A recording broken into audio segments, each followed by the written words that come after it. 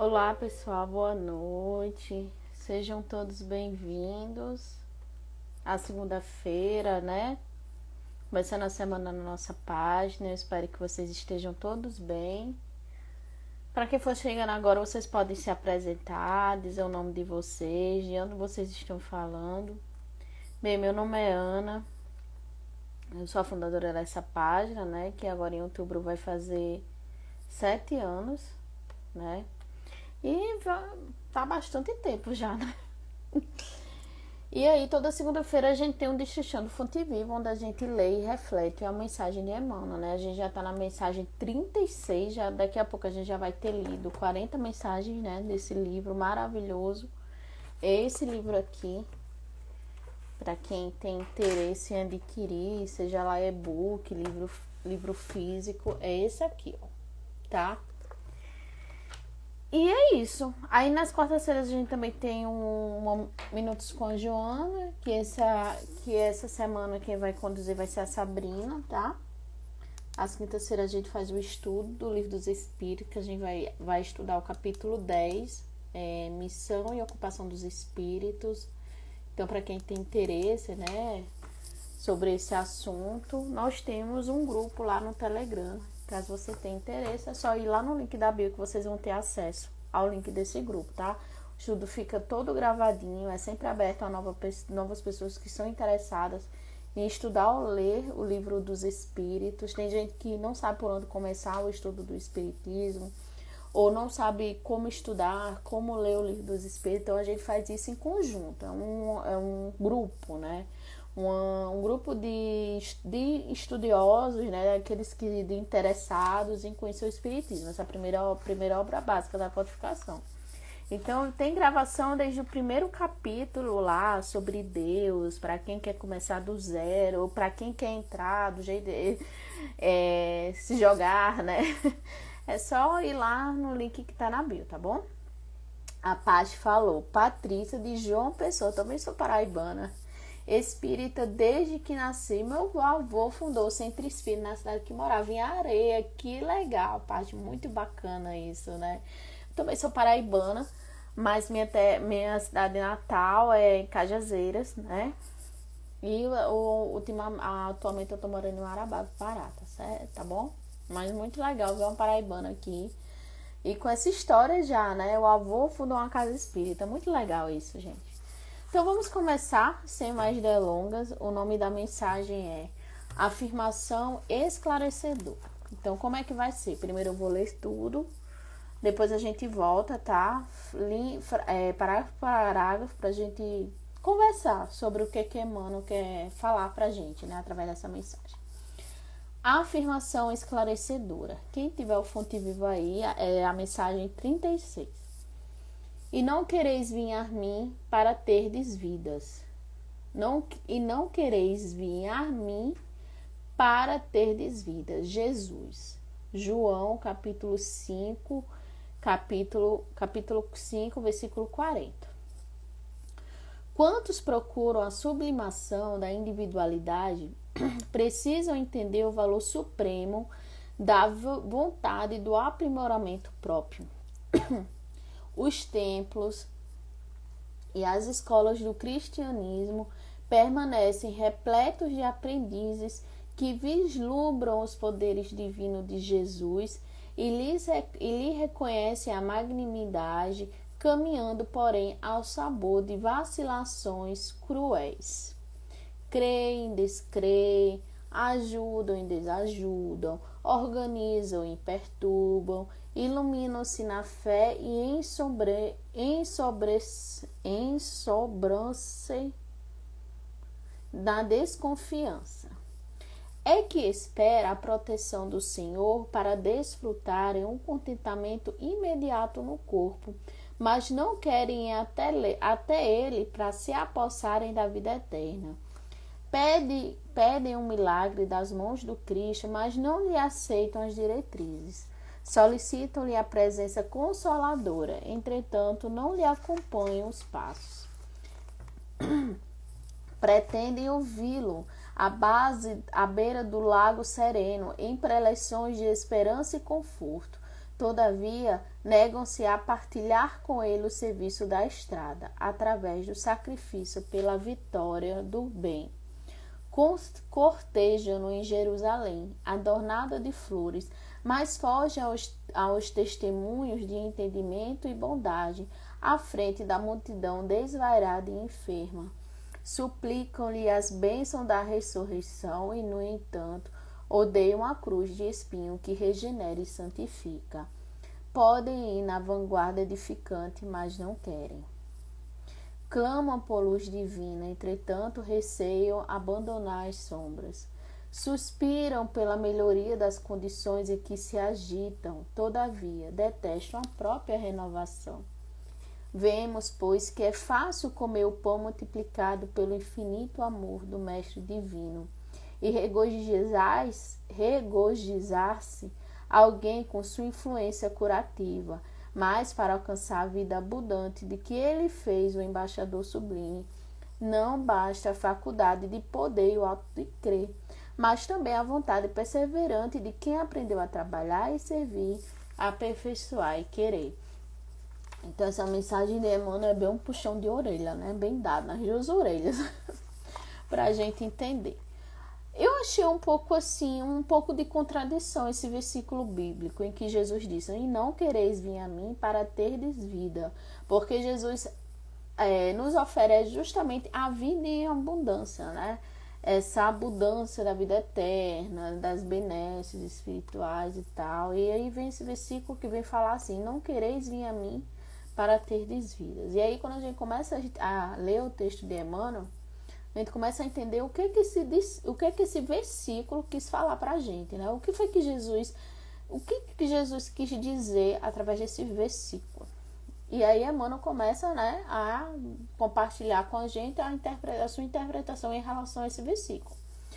E ele começa dizendo assim que várias pessoas procuram os ensinamentos de Jesus, procuram assim essa elevação, né? Quando ele fala em sublimação da individualidade, ou seja, a gente está acima das coisas da matéria, dos vícios da terra, da vida material, que a gente, quando a gente busca isso, que eu acho que todo mundo quer evoluir, né?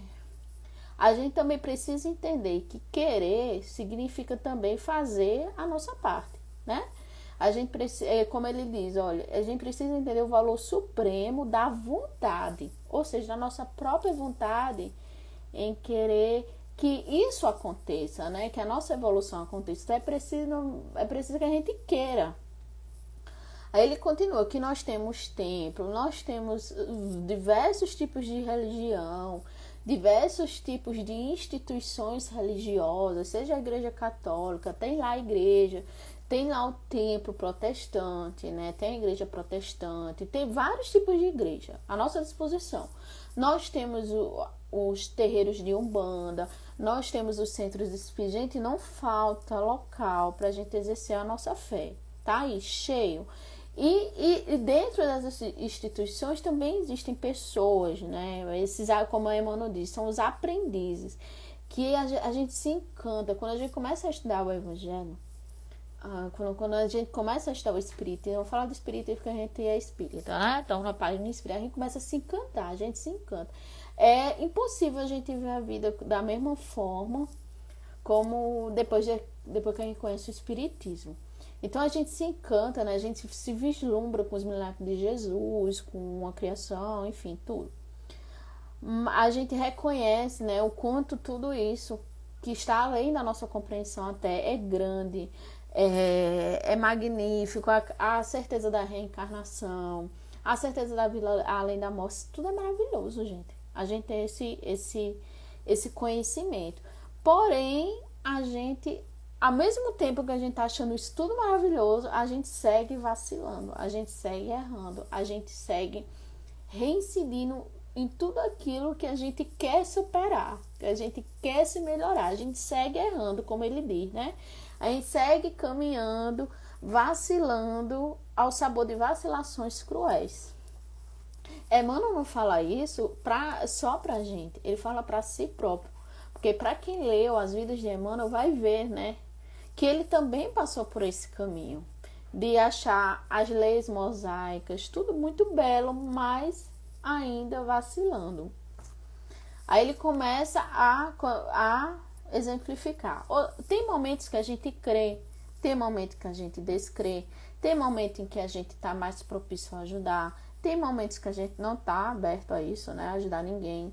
Às vezes a gente quer ajuda as coisas e as pessoas a se organizarem. Outras vezes a gente está atrapalhando, né, a vida das pessoas.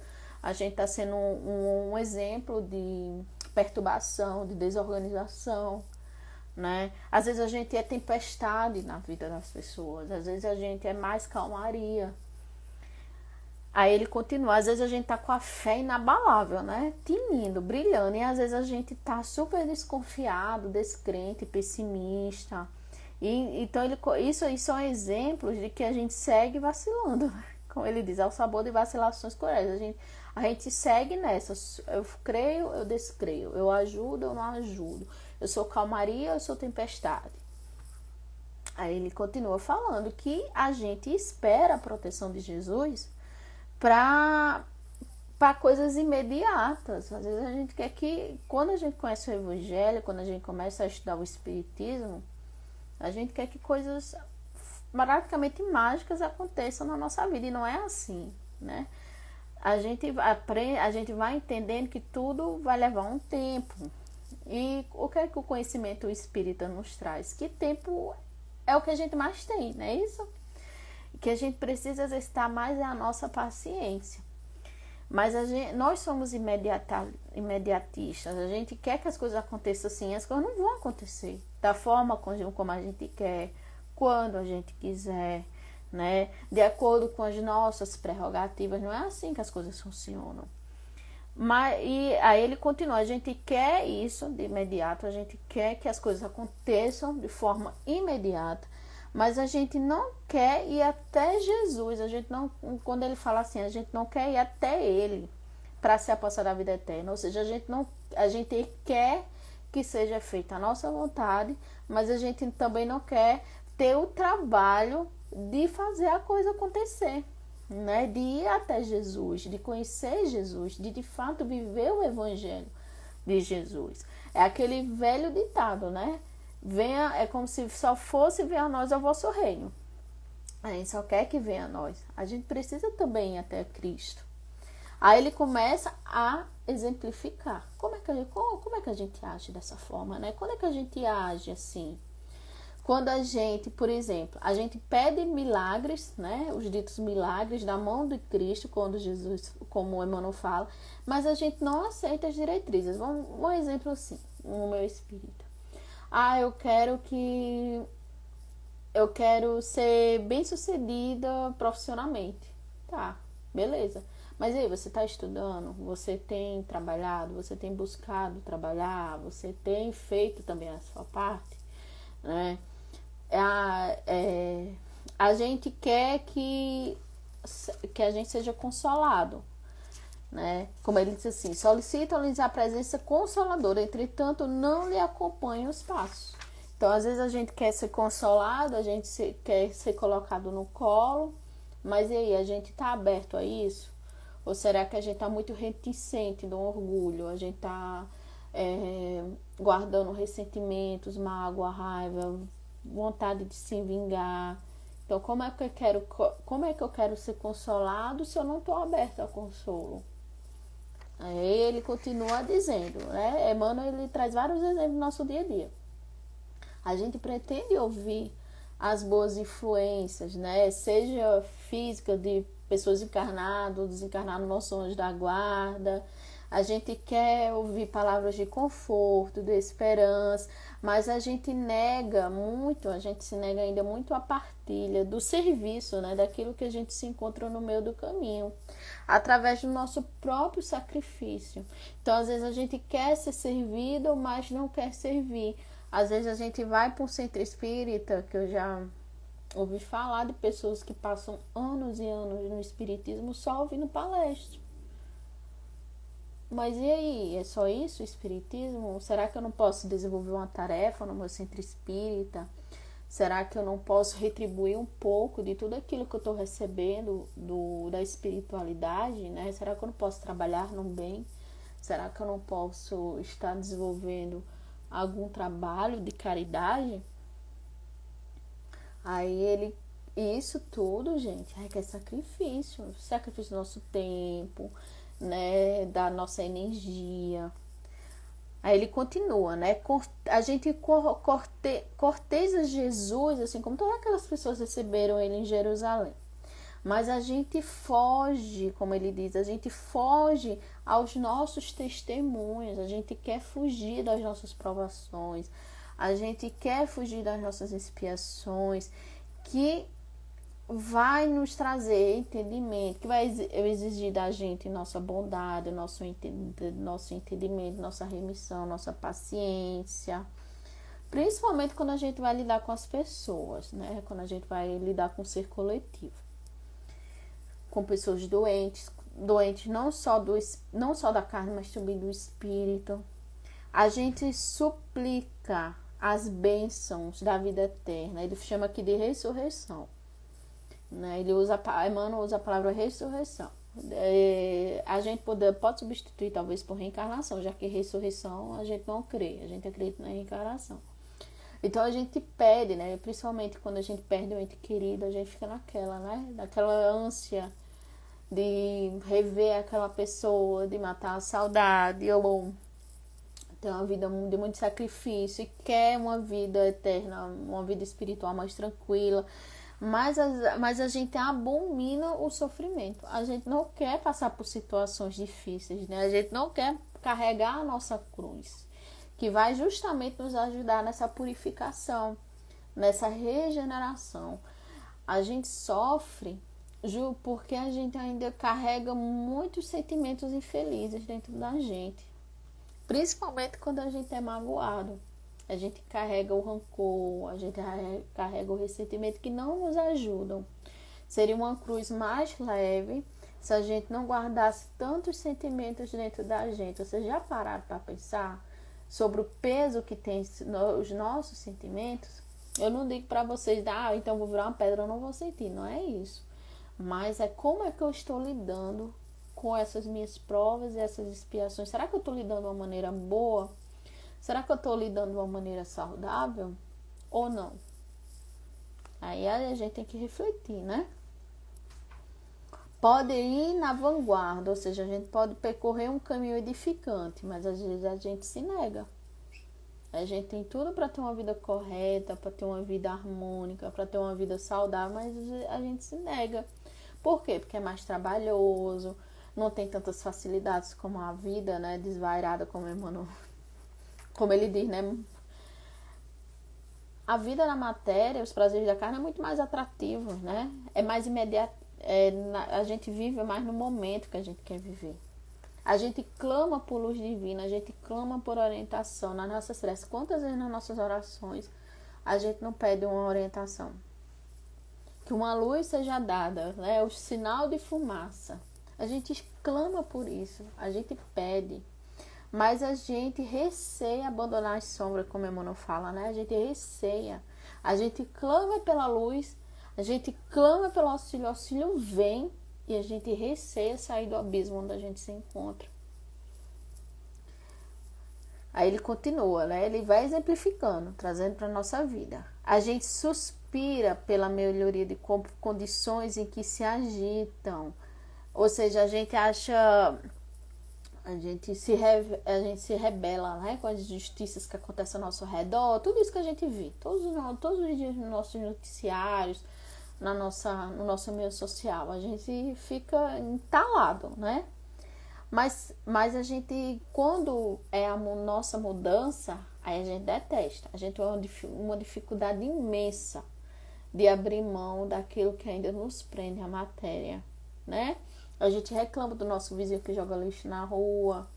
A gente reclama a gente acha um absurdo uma mãe que espanca uma criança.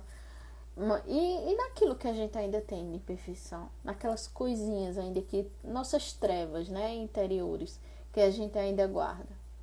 Será que a gente já abriu mão disso? Todos nós temos algo a melhorar. Vemos, pois, aí ele continua, né? Vemos, pois, que é fácil comer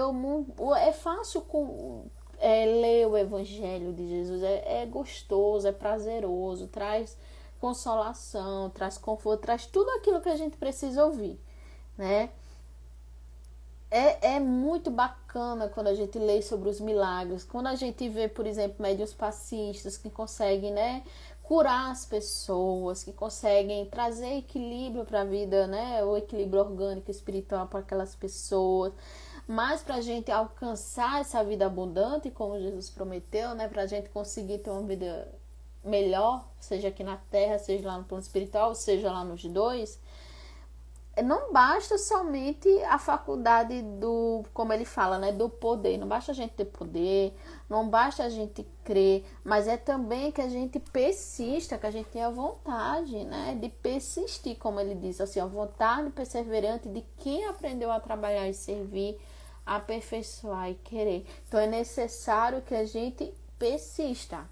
Que a gente persista aonde? Aí voltando, no crer, no ajudar, no organizar, né? Ou seja, ser calmaria na vida das pessoas, em que a nossa fé não titubeie, né? Não caia, que a gente busque a nossa luz. Então é necessário que a gente, né? Se a gente almeja essa vida espiritual melhor, que a gente também saiba procurar, né? Também procurar ser merecedor disso tudo. Aí Simone disse que quer ver a mãe dela, eu tô com muita saudade. Simone, é meio complicado. Eu acho que sua mãezinha desencarnou, não foi? Partiu pro plano espiritual.